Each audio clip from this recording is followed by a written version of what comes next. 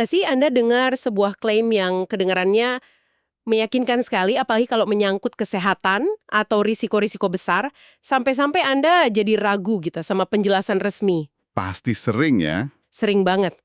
Nah, hari ini kita mau menyelami dua topik besar di mana ketakutan dan keyakinan itu sering banget berbenturan sama bukti ilmiah. Betul.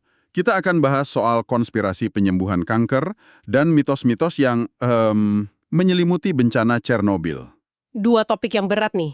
Berat tapi penting. Dan panduan kita untuk pembahasan ini adalah bab 21 dari buku Good Thinking, karya David Robert Grimes. Tujuannya bukan buat menyalahkan siapapun yang percaya narasi-narasi ini. Bukan itu ya poinnya? Bukan. Justru sebaliknya, kita mau coba paham kenapa sih cerita-cerita ini begitu menarik buat kita, dan gimana cara berpikir kritis atau skeptis yang sehat bisa jadi alat paling penting buat kita memilah informasi. Oke, jadi misi kita hari ini adalah membedah cara fakta bisa dipelintir dan yang paling penting, gimana kita bisa melindungi diri dari kesimpulan yang keliru. Tepat sekali. Ayo kita mulai dari yang pertama. Ini isu yang sangat emosional, konspirasi penyembuhan kanker. Idenya begini, dan Anda mungkin pernah dengarkan, obat untuk kanker itu sebenarnya sudah ditemukan, tapi sengaja disembunyikan. Iya, narasi klasiknya begitu. Disembunyikan oleh Big Pharma dan industri medis. Supaya kita terus sakit dan mereka terus dapat untung. Betul. Dan yang menarik di sini adalah gimana narasi ini dibangun di atas fundasi ketidakpercayaan yang emang udah ada. Sumber kita mengutip klaim dari situs kayak naturalnews.com. Oh, saya tahu situs itu. Nah, mereka bilang, industri kanker itu bisnis senilai 200 miliar dolar setahun. Angka sebesar itu disajikan begitu saja kan langsung kedengeran jahat banget. Langsung kaget ya, 200 miliar dolar.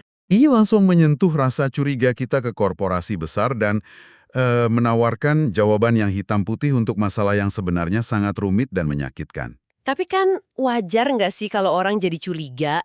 Maksud saya, industri farmasi memang punya rekam jejak yang nggak selalu bersih. Kita tahu ada kasus-kasus di mana mereka lebih mentingin profit. Itu pertanyaan yang sangat penting. Jadi, di mana batasnya antara skeptis yang sehat sama terjerumus ke teori konspirasi begini? Batasnya ada pada bukti. Skeptis yang sehat itu akan lihat rekam jejak industri dan menuntut transparansi lebih, regulasi lebih ketat, data uji klinis yang terbuka. Itu semua berbasis bukti kan? Masuk akal. Nah, teori konspirasi di sisi lain, dia melompat ke kesimpulan yang jauh lebih besar tanpa bukti yang sepadan. Narasi obat rahasia ini menarik secara psikologis. Gimana tuh menariknya? Karena dia menawarkan ilusi kendali. Menghadapi kenyataan kalau kanker itu penyakit yang luar biasa kompleks, itu kan menakutkan. Iya banget. Jauh lebih menenangkan buat percaya kalau ada satu solusi ajaib yang disembunyikan orang jahat. Ini mengubah masalah sains yang rumit jadi drama moral yang sederhana. Pahlawan lawan penjahat. Nah, jadi ini semacam mekanisme pertahanan psikologis ya, supaya dunia yang kacau ini terasa lebih bisa mengerti. Tapi yang bikin merinding adalah, ini kan bukan cuma perdebatan teoritis. Bukan sama sekali. Ada konsekuensi nyata di dunia nyata. Sangat nyata dan seringkali tragis. Ini bukan lagi soal opini. Sumber kita menyoroti sebuah studi di tahun 2018 yang hasilnya, menyedihkan banget. Studi tentang apa itu? Studi itu menemukan bahwa pasien kanker yang memilih pengobatan alternatif dan menolak total terapi konvensional kayak kemo atau radiasi, itu kemungkinan meninggal dunianya 2 kali lipat lebih besar. 2 kali lipat? Iya, dalam kurun waktu 5 tahun. Jadi taruhannya benar-benar antara hidup dan mati. Keyakinan pada narasi konspirasi ini bisa berakibat fatal. Ini benar-benar nunjukin betapa bahayanya informasi yang disajikan salah. Dan ngomong-ngomong soal salah saji, di buku ini ada contoh yang jenius sekaligus ngeri sih. Hah, yang itu ya? Iya, untuk nunjukin betapa gampangnya kita ditipu. Coba deh Anda bayangin ada zat kimia namanya dihidrogen monoksida atau DHMO. Dengerin deskripsinya ya. Oke, silakan. Zat ini tidak berwarna, tidak berasa, komponen utama hujan asam, ditemukan di limbah nuklir, bahkan di dalam setiap sel kanker. Kalau terhirup bisa mematikan, menyebabkan erosi tanah, dan bertanggung jawab atas kematian lebih dari 360.000 orang setiap tahun. Wow, kedengarannya kayak sesuatu yang harus segera dilarang kan? Harus? Nah, sebuah survei di Finlandia tahun 2011 memaparkan fakta-fakta ini ke responden. Hasilnya, 49% dari mereka mendukung pembatasan atau pelarangan total DHMO. Setengahnya ya? Wajar sih. Padahal, DHMO itu hanyalah nama kimia yang terdengar ilmiah untuk H2O. air. Air putih biasa. Oke, saya ketipu. Saya udah siap tanda tangan petisi buat melarang air. Ini beneran nunjukin betapa gampangnya kita dimanipulasi cuma dengan bahasa yang nakut-nakutin ya. Tepat sekali. Dan tidak ada satupun klaim tentang DHMO tadi yang bohong loh. Oh ya, Air kan memang ada di hujan asam, memang bisa membunuh kalau terhirup alias tenggelam, dan memang ada di sel kanker. Karena semua sel butuh air buat hidup. bener juga. Tapi dengan milih fakta-fakta tertentu dan membingkainya dengan narasi ketakutan, persepsi kita bisa diubah 180 derajat. Pelajaran intinya di sini, konteks adalah segalanya. Contoh DHMO tadi itu luar biasa ya, gimana ketakutan bisa diciptakan dari nol hanya dengan melintir fakta. Ini ngingatin saya ke topik lain di mana rasa takut, mungkin dalam skala yang jauh lebih besar, telah mendominasi narasi selama puluhan tahun. Tenaga nuklir. Dan kalau kita ngomongin bahaya nuklir, pasti satu kata yang langsung muncul di kepala kita semua. Chernobyl. Betul, Chernobyl itu udah jadi semacam ikon untuk risiko teknologi. Banyak organisasi lingkungan, seperti yang dikutip di sumber kita, pakai bencana itu sebagai argumen pamungkas. Untuk menentang nuklir ya? Betul. Greenpeace misalnya pernah klaim kalau kecelakaan itu pada akhirnya akan menyebabkan 93.000 kematian akibat kanker. Gambaran di benak publik kan zona terkontaminasi luas, mutasi genetik, kematian massal, kiamat nuklir skala kecil gitu. Persis, persepsinya seperti itu. Dan persepsi itu kuat banget. Tapi kayak kasus DHMO tadi, ayo kita coba pisahin persepsi dari data yang sebenarnya. Apa kata laporan ilmiah dari lembaga kayak Komite PBB, UN SCHER, atau WHO? Nah, disinilah ceritanya jadi sangat berbeda. Laporan-laporan paling komprehensif itu melukiskan gambaran yang, ya tetap tragis, tapi jauh dari skala apokaliptik yang kita bayangkan. Oke. Jumlah kematian langsung akibat bencana, itu para petugas pemadam dan pekerja reaktor yang kena radiasi akut, jumlahnya kurang dari 50 orang. Tunggu. Kurang dari 50. Itu kan jauh banget dari puluhan ribu. Terus gimana dengan dampak jangka panjangnya? Kanker misalnya. Itu bagian selanjutnya. Estimasi ilmiah memproyeksikan bakal ada sekitar 4.000 kematian tambahan di masa depan dari populasi yang terpapar. Sebagian besar karena kanker tiroid. 4.000, oke. Tapi ada dua catatan penting yang sering hilang. Pertama, lonjakan kasus kanker tiroid itu sebagian besar bisa dicegah. Penyebab utamanya itu konsumsi susu dan sayuran lokal yang terkontaminasi radioiodin 131. Oh, jadi dari makanannya? Betul. Kalau saja ada larangan konsumsi produk lokal selama beberapa bulan, sebagian besar kasus bisa dihindari.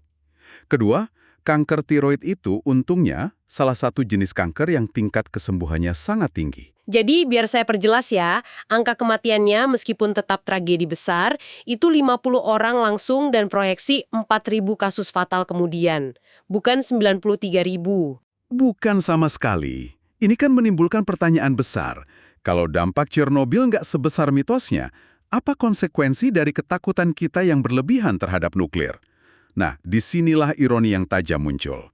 Seperti yang dijelaskan Grimes di bukunya, penolakan dogmatis terhadap tenaga nuklir, yang notabene salah satu sumber energi nol karbon paling andal, seringkali secara nggak langsung mendorong kita kembali ke pelukan bahan bakar fosil. Malah ke sana ya larinya. Ya, dan menurut data, polusi udara dari pembakaran bahan bakar fosil itu membunuh sekitar 5,5 juta orang setiap tahun. Tunggu, jadi karena kita terlalu takut sama resiko nuklir yang menewaskan 4.000 orang dalam satu bencana terburuk, kita malah lebih nerima resiko dari bahan bakar fosil yang bunuh jutaan orang tiap tahun secara diam-diam. Persis. Kita ini sangat buruk dalam mengevaluasi resiko.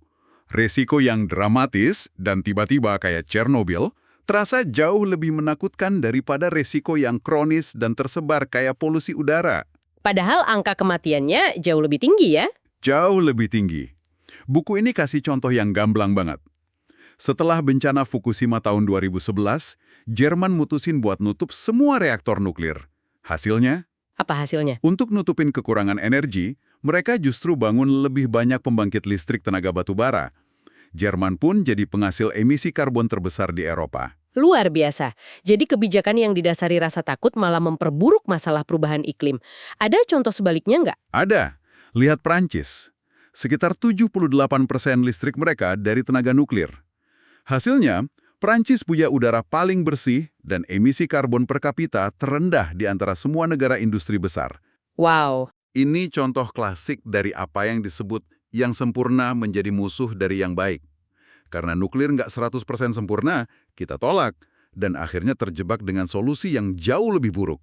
Jadi, oke, setelah kita bahas dua contoh besar ini, konspirasi kanker dan mitos Chernobyl, apa sebenarnya benang merah yang bisa kita tarik? Benang merahnya adalah kegagalan kita untuk menuntut bukti yang sepadan dengan klaim yang dibuat. Ada kutipan bagus, Anda berhak atas opini Anda sendiri, tapi Anda tidak berhak atas fakta Anda sendiri.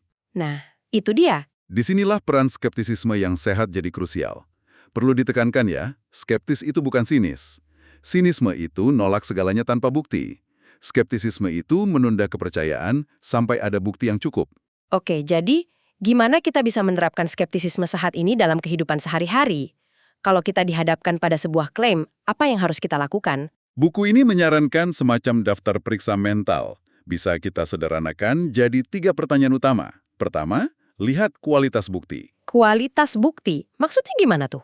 Ya, apakah klaim ini didukung data yang kuat, dari studi terkontrol, atau cuma berdasarkan testimoni pribadi dan cerita-cerita anekdot? Kata teman saya sih manjur, nah itu anekdot. Oke, anekdot itu lemah sebagai bukti ya.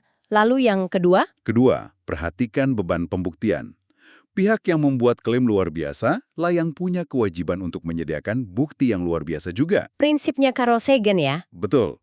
Seringkali di dunia pseudoscience, bebannya dibalik. Mereka bilang, buktikan kalau obat saya ini tidak bekerja. Padahal seharusnya mereka yang harus membuktikan kalau obatnya memang bekerja. Poin yang bagus sekali. Jadi yang mengklaim dia yang membuktikan. Oke, yang ketiga. Tadi saya dengar istilah pisau cukur Occam. Itu apa maksudnya? Pisau cukur Occam itu intinya prinsip kesederhanaan. Kalau ada 2 penjelasan untuk satu fenomena, penjelasan yang lebih simpel, yang butuh asumsi paling sedikit, biasanya itu yang benar. Contohnya gimana? Kita terapkan ke konspirasi kanker. Penjelasan pertama, obat kanker disembunyikan. Ini butuh asumsi yang rumit banget. Ada konspirasi global yang melibatkan ratusan ribu ilmuwan, dokter, regulator, dan gak ada satupun yang bocor. Mustahil kayaknya ya.